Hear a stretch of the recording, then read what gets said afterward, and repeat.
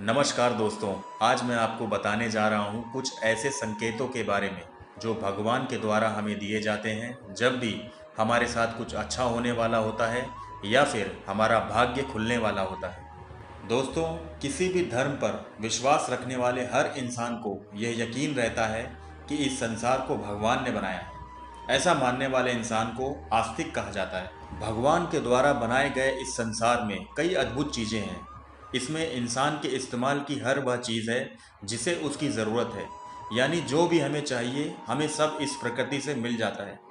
इसी तरह इंसान के अच्छे और बुरे समय का भी बहुत महत्व होता है। यह सब भाग्य पर निर्भर करता है, लेकिन हमारे भाग्य में जो भी घटित होता है वह भगवान द्वारा निर्धारित होता है और भगवान अपने हर भक्त को उसके जीवन में घटित होने वाली अच्छी और बुरी हर घटना या समय के बारे में संकेत भी देते हैं। अगर हम उन संकेतों को समझ लेते हैं तो हम हमारे भविष्य के बारे में समझ सकते हैं। इसके अलावा इंसान के जीवन में ग्रहों की चाल का बहुत महत्व होता है। इंसान के जीवन में अच्छी या बुरी घटनाओं का जिम्मेदार ग्रहों को माना जाता है, लेकिन सिर्फ ग्रह ही नहीं बल्कि इंसान के कर्म भी इन अच्छी और बुरी घटनाओं के लिए जिम्मेदार होते हैं। ऐसा माना जाता है कि इंसान के कर्मों के अनुसार ही उसे फल मिलता है। पुराणों में भी बताया गया है कि इंसान को कभी भी बुरे वक्त या विपरीत परिस्थितियों से घबराकर निराश होकर नहीं बैठ जाना चाहिए। भगवान प्रकृति के माध्यम से कुछ ऐसे संकेत भेजते हैं जिसे देखकर हम समझ सकते हैं कि हमारा अच्छा वक्त कब शुरू होने वाला है। तो दोस्तों, सुबह उठते ही कभी भी अपना चेहरा आईने में नहीं देखना चाहिए। ये शुभ नहीं होता। सुबह उठते ही सबसे पहले भगवान को प्रणाम और धन्यवाद करने के बाद चेहरा पानी से धोने के बाद आईने में अपनी छवि देखनी चाहिए। छवि देखते समय अगर आपके चेहरे पर तेज और सकारात्मक भाव नजर आए तो समझ जाना चाहिए कि किस्मत आपका साथ देने वाली है और आपके साथ कुछ अच्छा होने वाला है। दूसरा संकेत, अगर आप पूजा कर रहे हैं और आपके सामने भगवान की मूर्ति पर चढ़ा कोई फूल या पत्ता गिर जाए तो समझ लीजिए कि भगवान आपसे बहुत प्रसन्न हैं और आपके दुखों का अंत होने वाला है।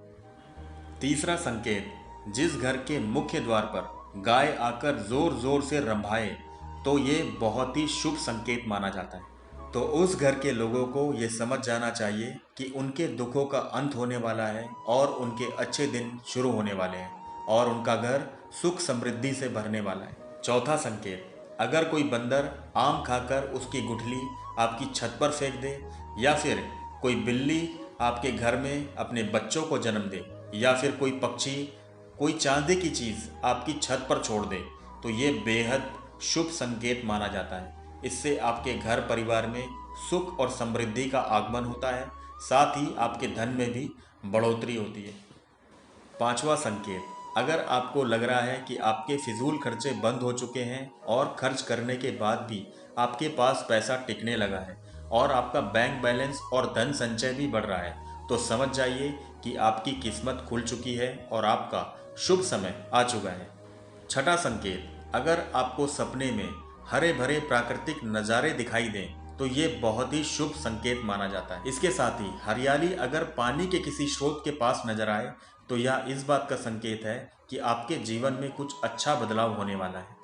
सातवां संकेत, अगर आप घर से किसी अच्छे काम के लिए या फिर नौकरी के इंटरव्यू के लिए जा रहे हैं और घर से निकलते समय आपके सामने पानी या दूध से भरा बर्तन लेकर कोई आ जाए या फिर कोई गाय या नारियल आपके सामने पड़ जाए तो आप समझ जाइए कि आपको सफलता मिलना तय है और आपका काम 100% होने वाला है। दोस्तों, इसके अलावा कुछ और बातें हैं जिसका अगर हम ध्यान रखें तो हम अपनी ज़िंदगी को सरल और अच्छा बना सकते हैं।